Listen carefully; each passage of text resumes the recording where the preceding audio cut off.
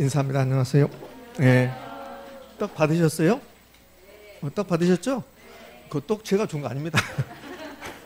제가 그 말을 하는 게 아니라 그 떡에 새겨진 그 그림 있죠? 그게 제 마음입니다. 깨져버렸어요?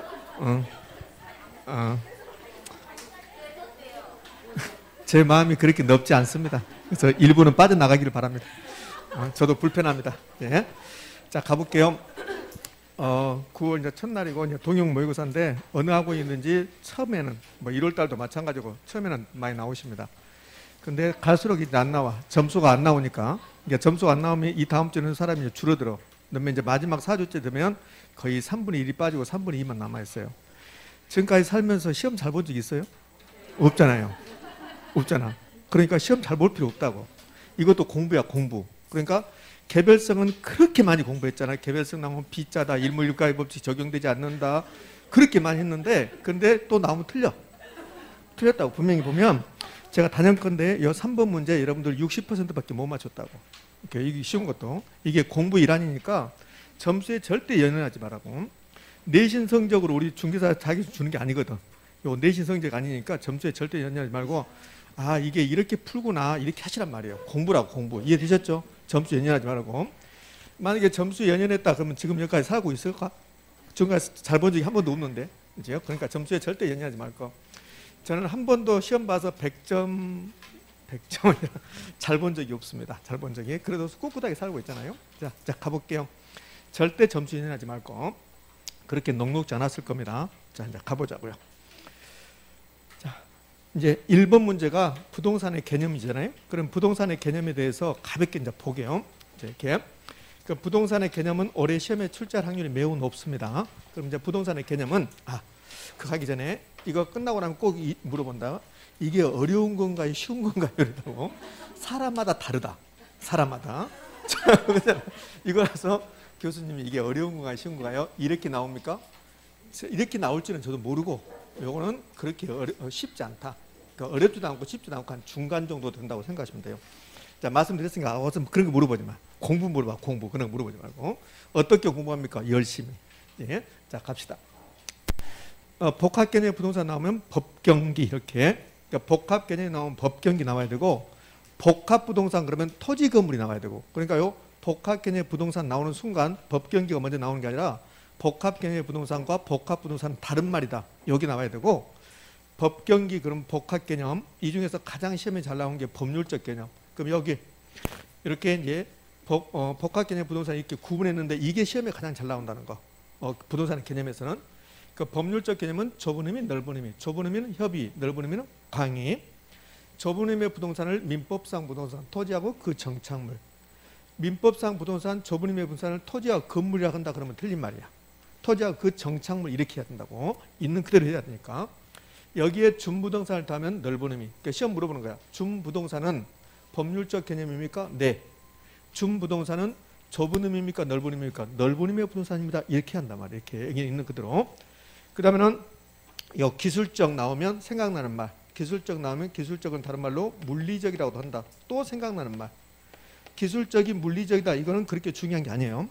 근데 기술적이 나오면 생각나는 말이 뭐가 생각날까? 유형. 법경기가 나오면 기술적이다. 그러면 유형, 형태가 있다. 유형적 측면이다. 이게 기억나야지 이렇게. 그러면 기술적 개념은 공자위환. 됐죠? 그럼 끝난 거죠. 이렇게. 자, 이렇게 하고 큰 틀에서 이렇게 보고 이제 문제를 풀러 갈게요. 여기 세세한 내용도 물론 나오긴 하겠지만 부동산의 개념에서 가장 많이 출제됐던 게 이 표를 여러분이 기억하고 있는가? 이걸 가장 많이 출제했어요. 31회 때 출제하고 32회 때 작년에 출제하지 않았는데 31회 때도 이 표에서 출제했습니다. 다른 거 출제하지 않고. 자, 이제 1번 문제 갑시다. 1번 답 몇 번입니까? 1번. 옳은 거 그랬죠? 옳은 거. 1번 공장재단이라 가흥업재단은 이건 준부동산이죠. 부동산에 준하여 취급된다. 맞습니까? 그렇죠. 1번이 답이야. 근데 1번 하기가 뭔가 찜찜해. 그래도 1번이 답이야. 1번이 답이라고. 자, 그러면 1번은 하자가 없잖아요. 공장재단, 가흥업재단이 준부동산이잖아요. 그 부동산이 준해서 처리한다. 옳은 말이잖아요. 그럼 2번 2번은 민법상 부동산이란 토지와 건물을 말한다. 토지하고 정착물을 말한다. 건물이 아니라 토지하고 정착물을 말한다. 정착물을 말한다. 오케이. 그러면 건물은 이제 봐봐요. 이거를 바꾸면 건물은 민법상 부동산이다. 그건 옳은 말이야. 건물은 민법상 부동산, 이건 옳은 말인데 민법상 부동산이란 토지와 건물을 말한다. 그러면 틀린 말이라고. 토지와 정착물을 말한다. 이렇게 해야 돼. 이렇게. 자, 2번은 자산, 자본은 경제적 개념. 여기까지 옳은 말. 공간, 위치, 소비재는 물리적 기술점. 소비재가 빠져야지. 소비재는 무슨 개념입니까? 경제적. 자, 4번 임목에 관한 법률에서 소유권 보존 등기된 임목은 토지와 분리해서 양도할 수 없다. 있답니다. 자, 나무는 정착물인데, 그런데 그냥 나무는 종속 정착물이고 이렇게 등기된 나무는 독립 정착물이 된다. 독립 정착물. 그 독립 정착물이 되면 토지하고 별개로 거래할 수 있어요, 없어요? 있죠. 그래서 4번 틀렸습니다. 5번은, 그러니까 4번하고 5번은 정착물에 관한 거라고. 정착물에 관한 거. 그러면 5번은 물리적 손상과 기능 효용 감소 없이 분리 제거할 수 있다. 이게 건물에 뭐가 달라붙어 있는데 물리적 손상 없이 기능 효용 감소 없이 분리 제거할 수 있다. 거울, 액자, 그림, 달력 이런 것들이잖아요. 그럼 얘들은 정착물로 봅니까? 동산으로 봅니까? 통산. 정착물로 취급하지 않는다. 취급하는 게 아니라 취급하지 않는다. 취급하지 않는다. 정착물이 아니고 이거는 동산으로 본다. 동산으로 본다. 그럼 이거 반대로 하면 물리적 손상이 있거나 또는 기능 효용 감소가 있다. 분리 제거할 때 물리적 손상이 있거나 또는 기능 효용 감소가 있다. 그럼 뭘로 본다? 정착물로 본다. 자, 1번의 답은 1번입니다. 자기 생각하고 다룰 수 있다는 거. 내 생각하고 다룰 수 있으니까 너무 걱정할 필요 없어요. 2번 문제. 2번 문제는 토지 용어니까 이건 뭐 별도로 제가 설명할 필요 없잖아요. 자, 그럼 틀린 것 그렇습니다. 틀린 것 한 몇 번? 1번. 또 1번. 미쳐버릴 것 같아. 2번도 1번인가? 그렇지. 1번도 1번인데 2번도 1번. 자, 틀린 거 1번. 낮에는 토지에 건물 등 정착물이 없고 공법상 제한은 받지 않으나. 틀렸죠. 공법상 제한을 받지 않는다. 그럼 틀린다겠어요. 무조건 공법상 제한은 받게 돼 있다. 요거 틀렸죠. 공법상 제한을 받지 않으나. 그럼 틀렸습니다. 공법상 제한을 받는다. 사법상의 제한을 받는 토지. 사법상 제한을 받지 않는 토지. 받는 토지가 받지 않는 토지다. 받는 토지. 그래서 낮이의 정확한 표현은 낮이는 어떤 게 낮이냐면 요 낮이가 어디에 규정됐냐면 감정평가사들이 공부하는 그 감정평가사들이 보는 지침 중에 토지보상평가 지침이라는 거 있어요. 거기에 낮이가 딱 나와 있어요. 토지보상평가 지침을 보면 낮이란 이렇게 나온다고. 책에는 없어. 그런 말 없으니까 낮이란 토지의 건물 등 정착물이 없고 그다음에 지상권 등 사용 수익을 제한하는 사법상의 권리가 설정되지 않는 토지 이렇게 나온다고. 그다음에 뭐 공법상의 제한을 받는다 받지 않는다 이런 말 없다고. 근데 공법상의 제한은 무조건 받게 돼 있다. 모든 토지는. 그래서 1번이 틀렸습니다. 2번 필지 나왔습니다. 그 필지 나오면 가장 먼저 떠오른 말이 면적 단위입니까? 등기 등록 단위입니까? 등기 등록 단위. 필지는 하나의 지번이 붙은 토지의 등기 등록 단위고 면적 단위라고 나오면 틀린 말이고 필지는 면적 단위 그러면 틀린 말. 법률상 단위 개념. 법에서 쓰는 말이야. 필지는. 핵지는 경제학적 용어고 경제적 용어고 필지는 법률상 개념으로서 소유권에 미치는 범위를 말한다. 그러니까 필지별로 소유의 대상이 되는 거야. 필지별로. 토지가 이렇게 있으면 이제 필지가 나눠져서 1, 2, 3, 4, 5, 6 그럼 요 필지별로 소유의 대상이 되는 거야. 그러니까 필지는 소유의 범위를 소유권의 범위를 나타내는 거지. 옳은 질문이에요. 3번 빈지는 바닷가 토지, 해변 토지, 소유권 인정하지 않습니다. 그러나 한룡시력은 있는 토지, 한룡시력이 있는 바닷가 토지를 말한다. 4번 공지는 건폐율 때문에 건축하지 못하고 비워둔 토지인데 그 공지를 두는 이유가 재난시 피난, 양호한 생활환경 확보를 위해서 비워둔 토지, 이걸 공지라고 한다. 옳은 말. 요 공지 대신에 공안지 준다든지 이렇게 준다고. 그럼 틀린 말이고 이제 공지 옳은 말. 5번 후보지 나왔습니다. 택지지역, 임지지역, 농지지역 상호 간의 용도 전환 중. 상호 간의 용도 전환 중인 토지. 이게 후보지. 이행지는 용도지역 내에서 택지지역, 임지지역, 농지지역, 임지지역 용도 지역 내에서 용도 전환 중이다. 그러면 이행지. 후보지 이행지가 나왔을 때 요 중자가 나와야지 용도 전환된. 용도 전환된 그럼 OX, X 이제 됐어요. 토지 용어 공부하면서 이제 여러분들은 건물, 아니 주택의 분류까지도 공부하셔야죠. 이거 2번은 부동산의 분류인데 부동산의 분류는 토지의 분류, 토지 용어가 잘 나오고 그럼 이제 2번 문제를 보면서 여러분들은 토지 용어뿐만 아니라 주택의 분류도 한번 생각해 봐야 되고 그다음에는 용도 지역은 중복지역될 수 없다. 이런 것도 생각해 보셔야지. 이렇게. 주로 나오는 게 이게 토지 용어지만 이제 3번으로 갑시다. 3번은 토지의 특성 중에서 개별성입니다. 자, 토지의 특성이 부동성이 있었고 부증성이 있었고 영속성이 있었어요. 영속성이 있었고 개별성이 있었습니다. 이렇게. 그럼 이 네 가지가 주로 시험에 나오는데 물론 용도의 다양성도 나오지만 이 네 가지 중에서 이 개별성만 이런 형태로 시험에 출제하지 않았어요. 그러니까 부동성, 부증성, 영속성은 이런 형태로 시험에 출제했다고. 자, 이렇게 박스 주고 영속성하고 관련된 것은 몇 개입니까? 이런 식으로. 근데 오로지 이 개별성만 안 냈어요. 부증성과 관련된 것은 부동성하고 관련된 것은 몇 개입니까? 다 냈는데 개별성만 내지 않았습니다. 그러니까 개별성도 조만간 나올 거라고 이렇게 박스에 만들어서. 자, 개별성과 관련된 내용으로 옳은 것만으로 연결된 거 그렇습니다. 그럼 개별성 그러면 먼저 생각나는 게 모든 걸 개별화시킨다. 개별성 그러면 개별화시킨다. 개별성 그렇습니다.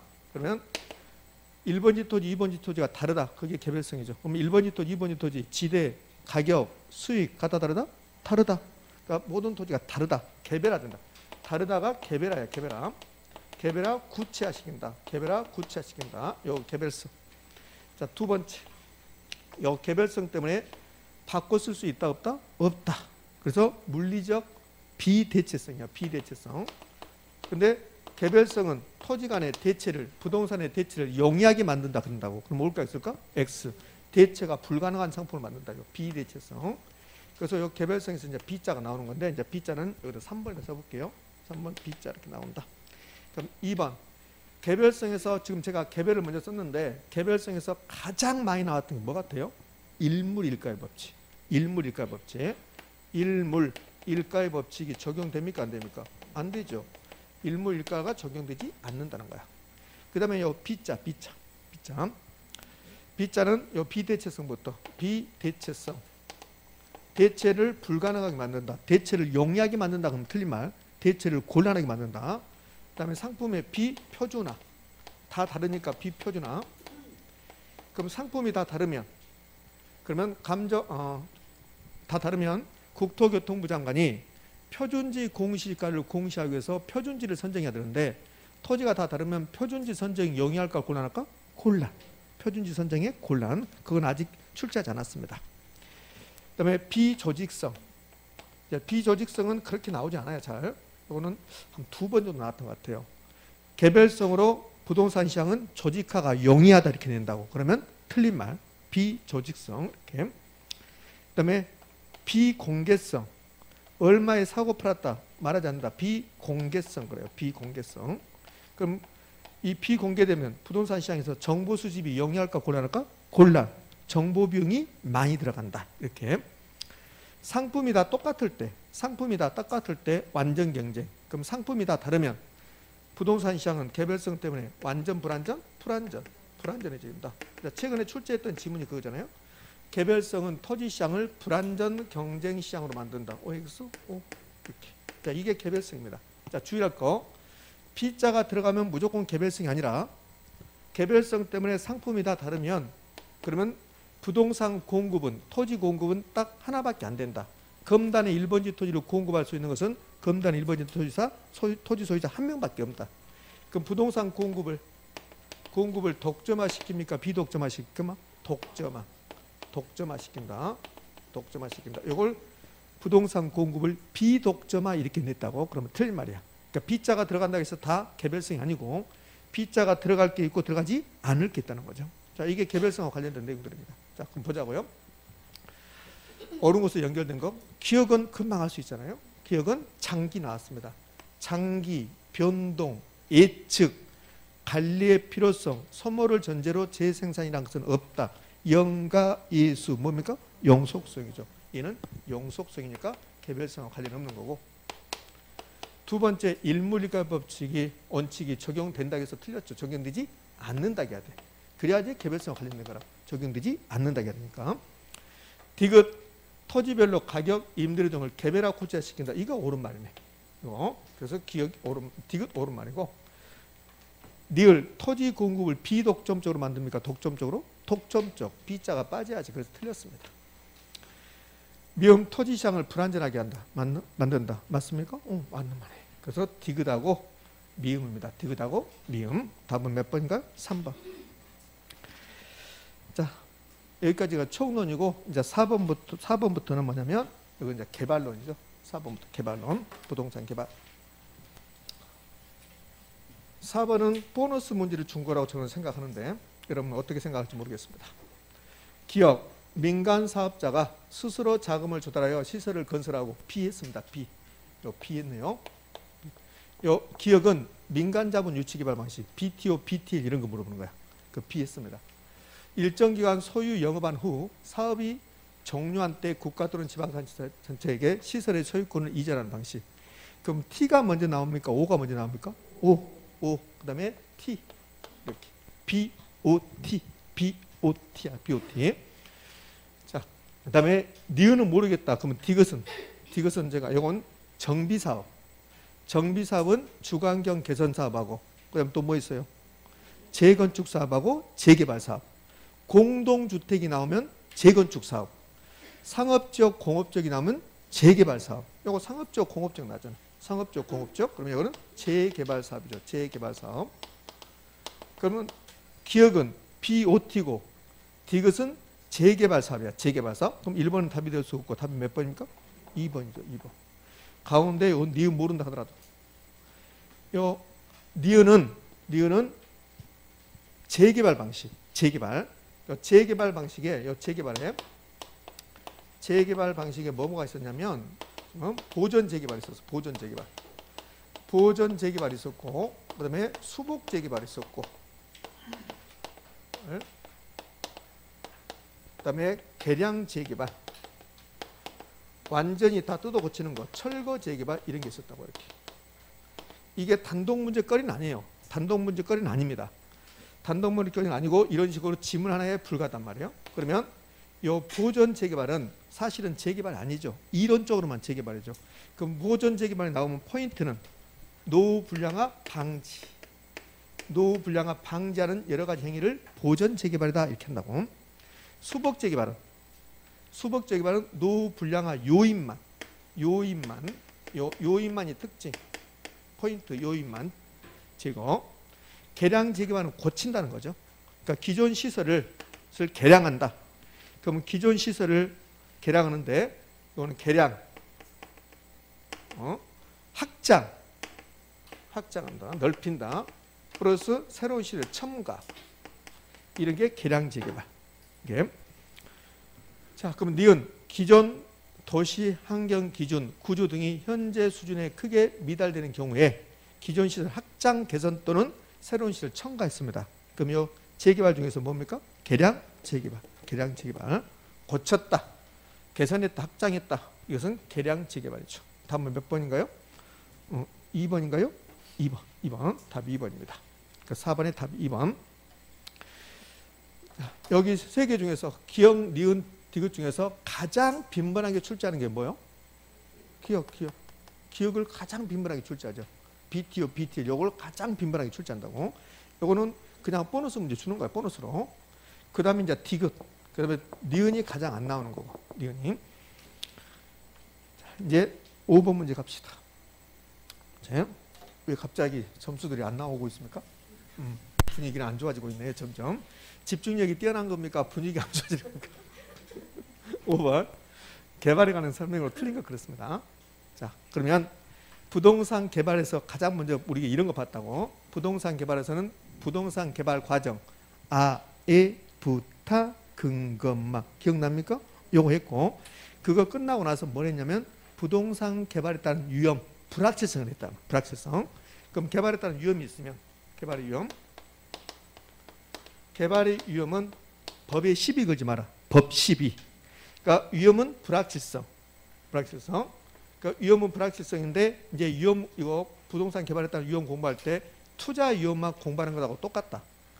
투자 위험, 투자에서 포트폴리오 구성을 통해서 제거 감소시킬 수 있는 위험이 있고 그렇지 않는 위험이 있다.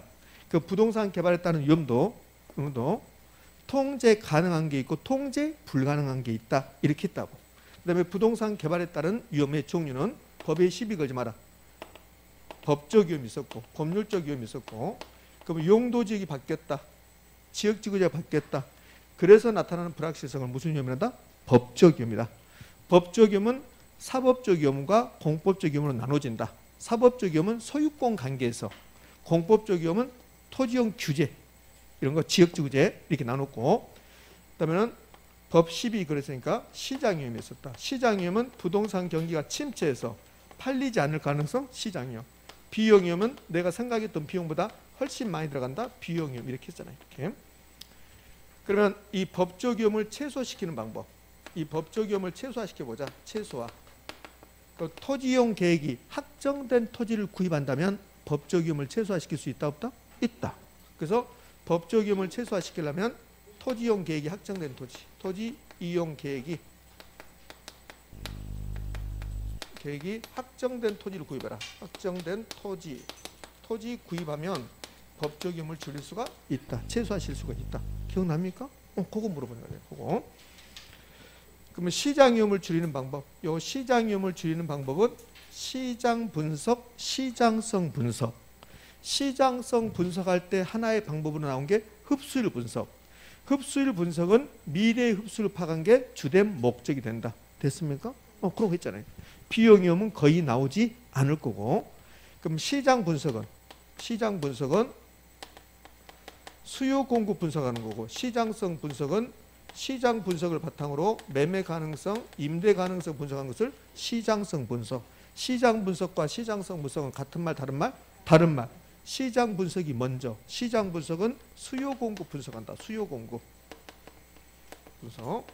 우리 검단의 원룸의 수요 공급 상황을 분석하는 것을 시장 분석. 매매 가능성,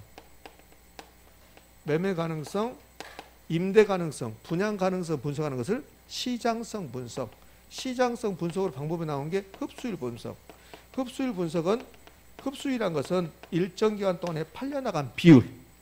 100개를 공급했는데 1년 동안 몇 개가 팔려나갔는가? 90개 팔려나갔다? 그럼 흡수율이 90%. 흡수율 분석하는 이유는 미래의 흡수율을 파악하는 것이다. 미래의 흡수율 파악. 자, 그러면 답은 몇 번인가요? 5번이잖아요. 토지용 계획이 확정된 토지를 구입하는 것은 시장 위험을 줄이는 방법이 아니라 법적 위험을 줄이는 방법이다. 법적 위험을 줄이는 방법. 법적 위험을 줄이는 방법이다. 그러면 5번이 답이고, 1번 흡수율 분석의 궁극적인 목적은 미래. 내가 내년에 검단의 원룸을 공급할 계획을 가지고 있다. 그래서 내년에 미래의 흡수율은 어느 정도 되는가? 미래 추세를 파악하는데 그 주된 목적이 있다. 흡수율 분석은. 2번 타당성 분석은, 타당성 분석 나왔습니다. 그럼 타당성 분석하고 비교 대상은 예비적 타당성하고, 예비적 타당성 분석하고 타당성 분석은 같은 말, 다른 말? 다른 말.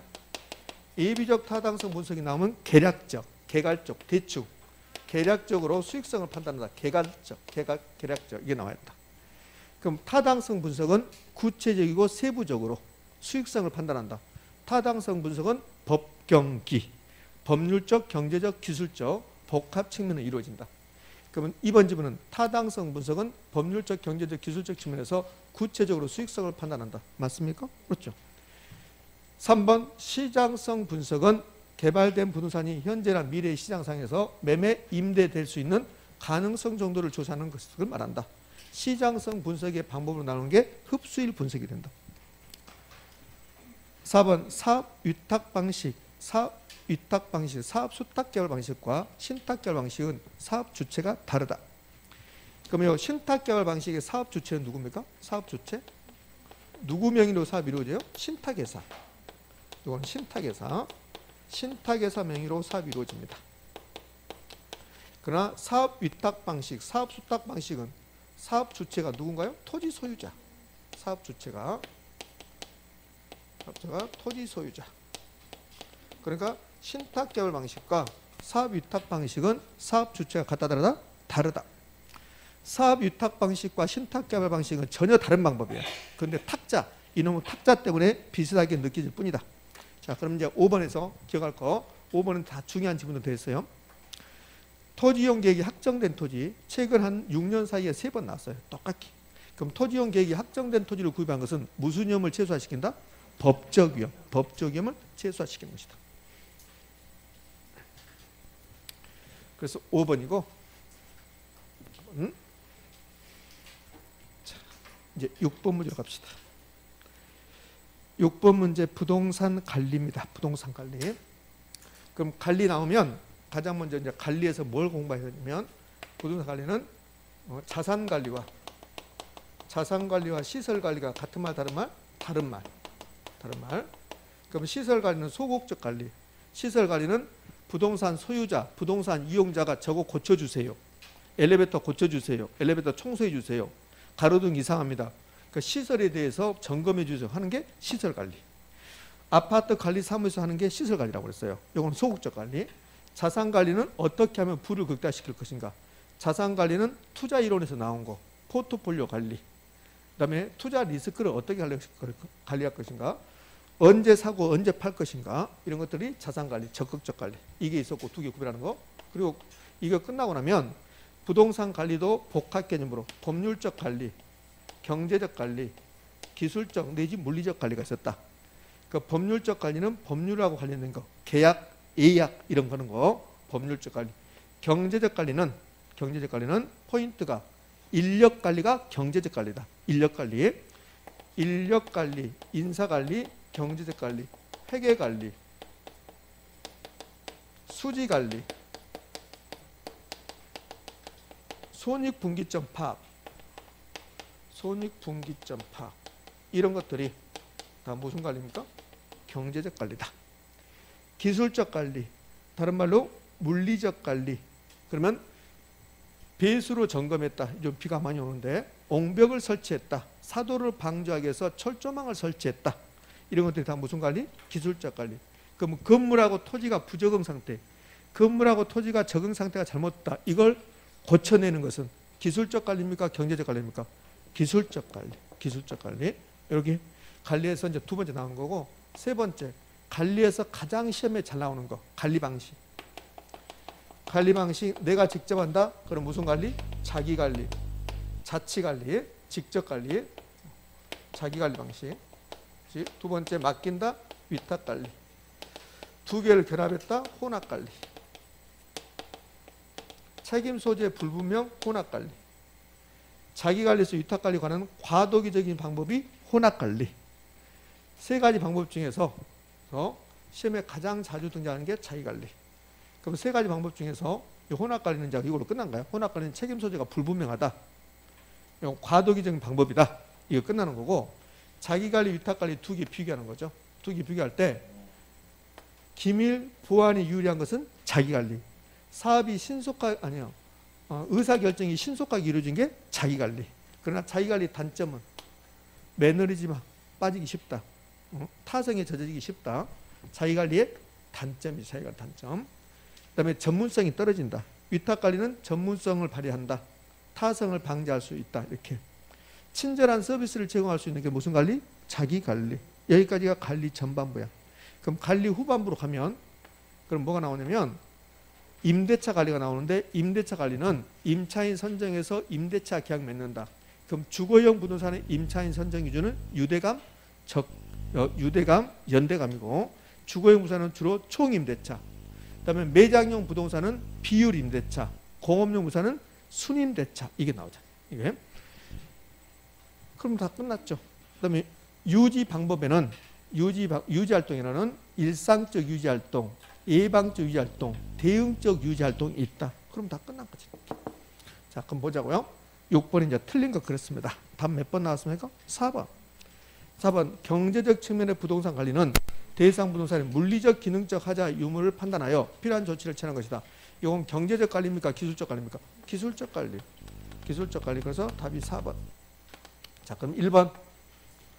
법률적 측면의 부동산 관리는 부동산의 유용성을 보호하기 위해서, 쓸모를 확보하기 위해서 법률상 재반 조치를 취함으로써 법적인 보장을 확보하는 것이다. 2번 인근지역의 변화, 인근 환경과 건물의 부적합, 당해 지역 건축물의 시장성이 감퇴. 그러면 주위 환경과 적합하지 않았대. 그럼 주위 환경과 적합하지 않으면 이거는 무슨 감가입니까? 경제적 감가. 경제적 감가는 무슨 내용 요소에? 경제적 내용 요소에 영향을 미친다는 거예요. 이 건물에 이 건물이 있으면 이 건물에 감가 요인이 있을 거라. 감가 요인. 그럼 감가 요인이 많으면 이 건물의 수명이 길어질까 짧아질까? 짧아지겠지. 그럼 감가 요인하고 내용 요소하고 연결되어 있단 말이야. 내용 요소가 사용할 수 있는 요소. 그럼 감가 요인이 많으면 내용 요소는 짧아질 거고, 감가 요인이 작으면 내용 요소는 길어질 거고. 근데 감가 요인은 물리적 감가라는 게 있고, 물리적 감가, 노후와 마모, 파손, 물리적 감가 요인이 있고, 그다음에 설자, 과잉 설비, 과소 설비, 설계 불량, 그것을 기능적 감가. 이 기능적 감가는 주위 환경이 아니라 내부 구성 요소 간에 불균형 상태에 있다. 그다음에 주위 환경과 적합하지 않았다. 시장성이 감퇴해 있다. 인근지역이 쇠퇴해 있다. 퇴퇴. 그 무슨 감가? 경제적 감가 요인이 이렇게 있다. 이렇게. 그럼 감가 요인이 이렇게 있으면 내용 요소도 물리적 내용 요소가 있고, 그다음에 기능적 내용 요소가 있고, 경제적 내용 요소가 이렇게 있다. 그럼 연결시키는 거야. 우리 초등학교 때 많이 했던 거. 여기 이제 경제적 내용 요소가 있다. 그러면 이거는 다 동의하잖아요. 이 건물에 감가 요인이 있다. 맞네. 감가 요인이 이렇게 나눈다. 그럼 이 감가 요인이 많으면 많을수록 내용 요소에 짧아진다. 그럼 결국은 감가 요인은 내용 요소에 영향을 미친다. 됐습니까? 그러면 이 물리적 감가 요인은 무슨 내용 요소에 영향을 미칠까? 물리적 내용 요소에 영향을 미치겠지. 그럼 기능적 감가 요인은 기능적 내용 요소에, 경제적 감가 요인은 경제적 내용 요소에 영향을 미치겠네. 그럼 이 경제적 감가 요인은 주위 환경과 부적합했다. 시장성이 감퇴했다. 인근지역에 쇠퇴액이 들어갔다. 그거는 경제적 감가. 그럼 무슨 내용 수? 경제적 내용 수에 영향을 미친다. 그 말이잖아요. 그러면 인근지역이 변화했습니다. 주위 환경과 지금 적합하지 않는 거죠. 그러니까? 인근 환경과 건물에 부적합했다. 경제적 감가. 그러면 경제적 내용 수에 영향을 미친다. 그럼 이걸 바꾸면 건물과 부지가 부적합했다. 그다음에 과잉 설비, 과소 설비, 설계 불량이었다. 그래서 무슨 내용 수에 영향을 미칠까? 기능적 내용 수에 영향을 미치겠죠. 됐습니까? 네. 자, 3번 시설 관리는 부동산 시설 운영하고 유지하는 것으로 시설 사용자나 기업이 요구에 따른 소극적 관리다. 5번 직접 관리 방식. 직접 관리 방식이 자기 관리 방식, 자치 관리 방식, 위탁 관리 방식에 비해서 의사결정이 신속한 경향이 있다. 맞습니까? 그렇지. 그래서 답은 몇 번? 4번.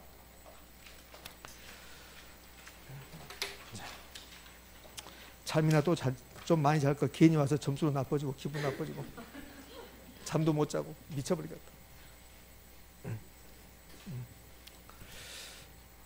제가 여러분들 시험 끝나고 떡 받을 때 이런 말을 들었습니다. 생생하게 개로는 들을 때만 알 것 같아. 어느 분이 그러더라고. 점수가 안 나왔나 봐. 개로는 들을 때만 알 것 같아 그러시더라고. 7번 답 몇 번입니까? 5번. 7번이 다 5번. 아이다의 원리는 시장적인 마케팅이 노용입니까? 고객적인 마케팅? 고객적인 마케팅. 고객적인 마케팅. 그래서 답이 5번입니다. 아이다 원리는 고객적인 마케팅. 마케팅 전략은 세 가지가 있었잖아요. 마케팅 전략은 첫 번째 뭐가 있었을까요? 첫 번째 마케팅 전략. 네가 해라. 두 번째, 세 번째 이렇게. 첫 번째가 시장적인 마케팅. 시장적인 마케팅 공급자 중심. 두 번째 고객적인 마케팅. 고객적인 마케팅은 수요자 중심, 소비자 중심. 그다음에 세 번째 수요자 공급자가 지속적인 관계자, 가짜 관계 마케팅. 그럼 시장적인 마케팅의 내용 이거는 공급자 중심이다. 공급자 중심 마케팅. 그다음 고객적인 마케팅은 수요자 중심. 관계 마케팅은 수요자 공급자가 지속적인 관계, 일회성으로 끝나지 말자. 그러면 시장적인 마케팅 전략이 나온 게 STP 전략이 있고, 그다음에 두 번째 4P 믹스가 있고, 고객주의 마케팅 전략이 나온 게 아이디어 원리 나오죠. 아이디어 원리. 자, 올려가 있고. 이렇게. 뭐 관계 마케팅은 일회성으로 끝나지 말자. 그걸로 끝이니까. 그럼 STP 전략에서 S, 시장 세분화 1번 지문. 1번 부동산 마케팅에서 시장 세분화는 세그멘테이션. 시장 세분화는 수요자 집단을 동질적인 특성에 따라서 몇 개로 나눈다. 이것을 시장 세분화. 엄청나게 잘 나온 지문이죠. 시장 세분화는 부동산 시장에서 마케팅 활동을 수행하기 위해서 구매자, 수요자 집단을 세분화하는 것이다. 옳은 지문이죠. 2번 마케팅 믹스, 사피 믹스. 마케팅 믹스는 마케팅 목표의 효과적인 달성을 위하여 이용하는 마케팅 구성 요원 사피. 예? 요거는 판촉, 가격. 그러면 유통 경로. 요거는 뭐요? 제품. 사피 믹스. 3번 브랜드 가치가 낮은 아파트나 새로운 고객을 확보하기 위해서는 가격 전략. 가격 전략. 요거 사피 중에서 요 가격 전략. 여기에 사피 중에서 가격 전략이야. 그럼 가격 전략은 고가로 받겠습니다. 고가 전략. 낮게 받겠습니다. 저가 전략.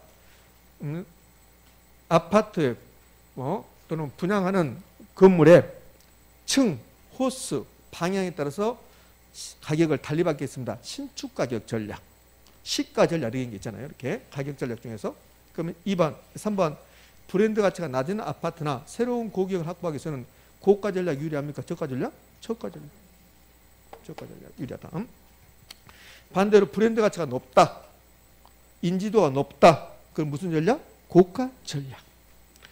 4번 판매 촉진은 표적 시장의 반응을 빠르고 강하게 자극 유인하기 위한 전략이다. 그래서 경품 주는 거. 경품 주는 거 판매 촉진. 그럼 1번부터 4번까지 다 옳은 말이고 5번이 틀렸습니다. 아이디어에 올리는 고객적인 마케팅 전략이다. 시장적인 마케팅 아니라 고객적인 마케팅 전략. 자, 이제 7번 마케팅까지 끝났네요. 그럼 이제 8번부터가 뭐가 나오냐면 이제 부동산 수요 공급 경제론이 나옵니다. 8번 틀린 거 그렇습니다. 1번 지문은 제가 자주 언급했던 지문은 아닙니다. 그럼 1번 지문은 모르겠다. 그럼 한번 가보자. 넘어가 보자고요. 2번 대체주택 수요가 증가했답니다. 아파트 수요는 감소한다. 이거는 아주 쉬운 지문인데 여러분들 머릿속에 대체재 가격 상승하라 이것만 있다고. 그게 아니라 이거 엄청 쉬운 지문이야. 봐요. 우리 금단에 아파트하고 연립주택이 있는 거야. 그러면 아파트가 있고 아파트하고 대체주택이 연립주택이잖아요. 연립주택. 그럼 단독주택 해도 되고 연립주택 해도 되죠. 그러면 아파트 입장에서 대체주택이 연립주택이야. 연립주택 수요가 증가했대요. 그 금단 주민들은 연립주택을 수요가 증가했대. 연립주택을 많이 수요한다. 그럼 아파트 수요는요? 감소하지. 아파트 수요는 감소. 그래서 이건 옳은 지문이잖아요. 연습 대체재. 대체재 가격이 상승했습니다. 이걸 우리가 주로 공부했다고. 대체재 가격이 상승했다. 그럼 해당자를 아파트로 본다면 아파트 수요는 증가 감소? 증가. 근데 대체재 수요가 증가했다. 대체재 수요가 이게 더 쉬워요. 그러면 이거는 연립주택 수요가 증가했다. 단독주택 수요가 증가했다. 그럼 아파트 수요는 어떻게 될까? 감소해야지. 감소. 저거잖아요. 이거 물어보잖아요. 2번. 그럼 2번은 옳은 지문이네. 3번 수요 증가와 공급 증가가 동시에 발생했습니다. 얼마나 많이 했는가 봐봐요. 수요 변화와 공급 변화가 동시에 발생하면 가격, 거래량 둘 중 하나가 뭐가 나온다? 알 수 없다가 나온다. 여기 알 수 없다가 나왔나요? 없잖아요. 가격은 변하지 않고 그랬잖아요. 알 수 없다 안 나왔잖아요. 그럼 답이 몇 번인가? 3번. 3번이잖아요. 알 수 없다 나와야지. 여기 정확히 모른다 하더라도 수요 변화와 공급 변화가 동시에 발생을 하면 그러면 가격, 거래량 둘 중 하나가 뭐가 나온다? 알 수 없다가 나온다 있잖아요. 이거 알 수 없다 안 나왔잖아요. 그럼 이거 틀린 거죠. 그럼 이제 보자고요. 수요 증가와 공급 증가가 동시에 발생했습니다. 그러면 수요 변화와 공급 변화가 동시에 발생하면 무조건 거래량을 먼저 본다. 그럼 수요 증가했습니다. 그런데 공급도 증가하고 있습니다. 이렇게. 그럼 가격과 거래량이 있는데 거래량은 무조건 증가죠. 둘 다 증가니까. 거래량 증가? 그럼 가격은요? 알 수 없다. 그 변화를 알 수 없다 그러지.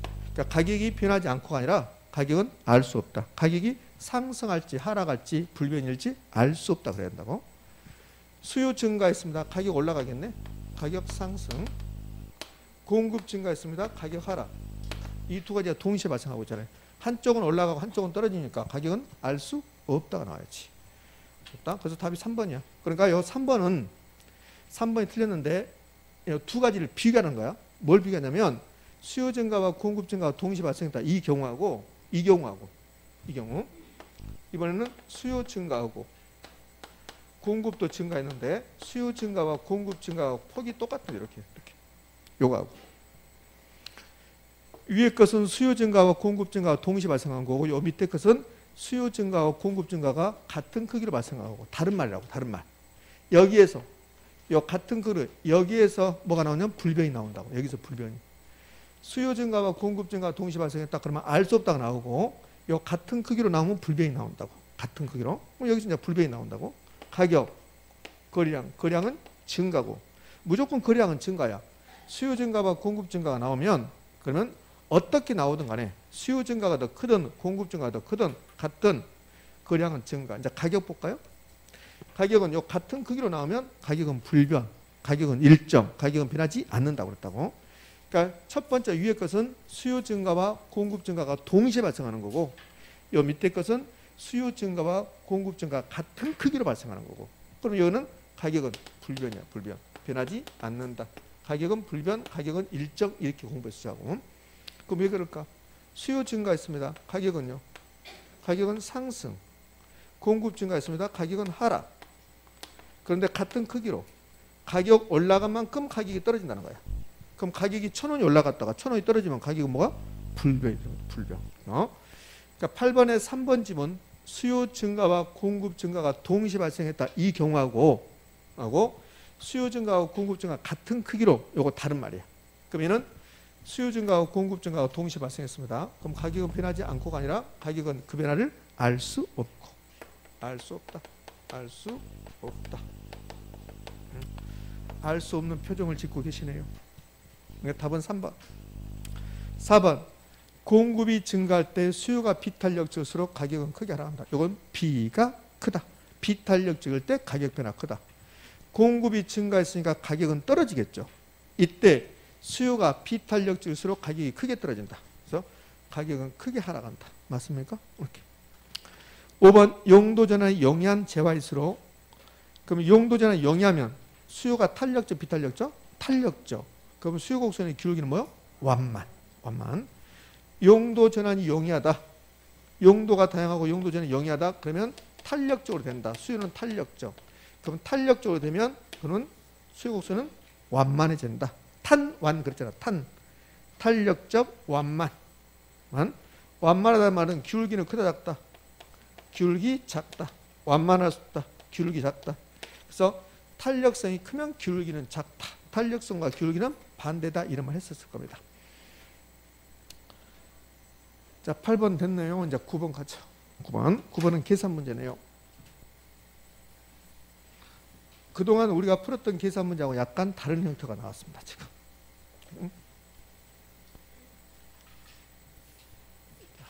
제가 탄력성 문제가 주어지면 그러면 탄력성이 몇이다 이렇게 2다 3이다 나오면 무조건 뭘 만들어라? 공식 만들어 왔어. 공식. 그럼 이제 수요의 교차 탄력성, 아파트 가격에 대한 빌라 수요 교차 탄력성 2라고 나왔어요. 그럼 공식 만들어야지. 수요의 교차 탄력, 수교탄이 2입니다. 이렇게 나왔어요. 2다. 그럼 수요의 교차 탄력성 공식은 수요의 가격 탄력성처럼 해라. 그럼 수요의 가격 탄력성은 수요량 변화율을 가격 변화율로 나눈 것이다. 그런데 교차 탄력성 재화가 두 개니까 가격 앞에 있는 재화와 수요량 앞에 있는 재화가 같은 재화 다른 재화? 다른 재화다. 그럼 가격 앞에 있는 재화는 무슨 재입니까? 아파트죠. 아파트 가격에 대한 그랬으니까 아파트 가격 변화율이고 수요량 앞에 있는 재화는 뭔가? 빌라 수요량 변화율이고 이렇게 해서 2가 나왔다는 거야. 그러면 수요의 교차 탄력성이 2가 나오면 두 재화는 대체제입니까? 부환제입니까? 대체제지. 근데 이거 대체 관계라고 써놨어요. 대체 관계라고. 그럼 대체제가 중요한 이유는 재화가 두 개 나오면 대체제 부환제 확인해야 돼. 두 재화가 대체제가 되면 이 아파트 가격이 올라가면 빌라 수요량도 증가해야 돼. 두 재화가 대체제면. 두 재화가 부환제다. 아파트가 올라가면 빌라 수요량은 감소해야 된다고. 근데 어떻게 대체인 줄 아나? 이 대체 관계를 하겠잖아요.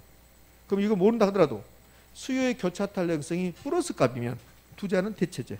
수요 교차 탄력성이 마이너스다. 마이너스 2다. 그럼 두 자는 부환제. 그러니까 이거 플러스 값이니까 이건 대체제야. 대체. 두 자가 대체제다. 그 두 자가 대체제란 말은 아파트 가격이 올라가면 빌라 수요량은 증가한다는 소리예요. 그러면 수요 교차 탄력성이 2니까 만약에 아파트 가격이 10%가 올라가면 빌라 수요량은 20%가 뭐 해야 돼? 증가해야 돼. 됐잖아요. 그럼 아파트 가격이 20% 올라가면 빌라 수요량은요? 40%가 증가해야 돼. 그래야 2가 될 거 아닙니까? 됐죠? 그럼 됐네 이제. 그러면 뭘 물어보냐면 이렇게 주면서 아파트 가격이 1,000만 원에서 1,200만 원으로 상승한답니다. 상승. 그럼 아파트 가격 변화율은 몇 퍼센트입니까? 20%잖아. 20%. 1,000만 원에서 1,200만 원 됐으니까. 여기 안 되면 어제 백화점에 갔는데 모피코트가 1,000만 원이었다. 오늘 가니까 1,200만 원이 됐다. 그럼 몇 퍼센트 올라간 거야? 20% 올라간 거죠. 20%. 그거는 계산 잘 되는데 요거 잘 안 된다 이제. 20%. 그러면 아파트 가격 변화율은 20% 올라간 거잖아요. 그럼 게임 끝났잖아요. 그럼 빌라 수요량은 40% 올라가야 되겠네. 그래야 2가 되겠네. 됐나요? 40%. 그러면 여기 빌라 수요량은 2,000세대였는데 원래 2,000세대였는데 40% 올라가면 몇이 올라가야 돼? 800세대. 800세대가 증가해요. 800세대가 증가. 답이 1번이죠. 2니까 여기 40%니까 그럼 빌라 수요량은 2,000세대 2,000세대의 40% 0.4 그러면 엄마 800세대가 올라가야지. 증가해야지. 됐죠? 응. 어렵지 않죠? 선생님 마스크 내려 입을 때려버리고 싶어요. 이게 어렵지 않아? 어렵지 않아? 어려워 죽겠는데? 다만 여러분들 여기 봐봐요. 탄력성 계산식 기준가격과 수요량은 최초값을 한다. 이거는 이제 여러분에게 좀 힘들게 하는데 탄력성을 계산할 때 방법이 세 가지가 있어요. 봐요. 여기 지금 가격 볼게요. 아파트 가격. 아파트 가격이 어떻게 되냐면 1,000만 원에서 1,200만 원 됐어요. 1,200만 원 이렇게. 그럼 이렇게 주면서 아파트 가격이 변화율은 몇 퍼센트입니까? 아파트 가격 변화율 몇 퍼센트입니까? 그러면 대부분 20%라고 그래요. 20%. 그럼 우리는 그냥 이렇게 주면 일반인들은 아파트 가격이 1,000만 원에서 1,200만 원 됐습니다. 그럼 아파트 가격은 몇 퍼센트 올라갔습니까? 그러면 20% 올라갔습니다. 이렇게 한다고. 그럼 20%는 어떻게 20% 올라가냐면 이 1,000만 원을 기준하면 이 1,000만 원이 최초값이에요. 최초값. 여기에 최초값이고 그 다음에 1,200만 원이 변화 후값이라고. 변화 후값. 그 다음에 이 두 개의 중간이 얼마입니까? 1,100만 원. 그러니까 이 가격 변화율 계산할 때 이 아파트 가격 변화율을 계산할 때 방법이 세 가지가 있다는 거야. 방법이 어떻게 세 가지가 있냐면 최초값을 기준하는 거야. 최초값. 그러면 가격 변화율 최초값을 기준하는 1,000만 원을 기준하는 소리야. 1,000만 원을 기준으로 해서 200만 원 올라갔습니다. 200만 원. 그래서 20%입니다. 이렇게 하는 소리야. 근데 여기에 최초값 기준인데 여기 최초값 기준입니다. 이렇게 한다고. 기준. 근데 요거 가격 변화를 구할 때 중간값 기준해라. 중간값. 그 중간값을 기준하십시오. 이렇게 나오면 이때 가격 변화율은 1,000만 원을 기준한 게 아니라 1,000만 원하고 1,200만 원의 중간이 얼마요? 1,100만 원. 그럼 1,100만 원, 200만 원 이렇게 하는 소리야. 이렇게. 이게 중간값이야. 근데 여기는 최초값을 하겠잖아. 최초값. 중간값을 하는 건 딱 한 번 나왔어. 한 번. 그러니까 최초값을 하는 거지. 그래서 9번 문제 이런 뜻이 여기 단서 조항의 뜻이 그런 뜻이고 이거 모른다. 그럼 대부분 이거는 최초값 준다고. 중간값 어쩌다 한 번 주는 거고. 요거 모른다 그러면 의외로 쉬워요. 논리를 여러분이 몰라서 그러지. 그러니까 제가 탄력성이 나오면 무조건 뭐라 하겠어요. 탄력성이 나오면 무조건 여기 탄력성이 몇이라고 나오면 공식 만들어라. 공식 만들면 문제가 풀리는 거고 공식을 못 만들면 문제가 안 풀리는 거니까 공식 만들어라. 그럼 공식 만드니까 풀리잖아. 이렇게. 자, 그래서 1번입니다. 못 찍게 1번. 계산 문제 1번 잘 안 찍거든. 1번. 여러분들 계산 문제 답이 1번 엄청나게 많아. 11번도 1번이야 답이. 거의 다 1번이야. 진짜로 거의 다 1번이야. 못 찍게. 1번 찍거든. 1번 안 찍거든. 계산하면 1번 안 찍어. 그러니까 못 찍게 다 1번이야. 봐봐. 계속 1번이지. 선생님 짜증나고. 그럼 짜증나면 네가 내. 문제를.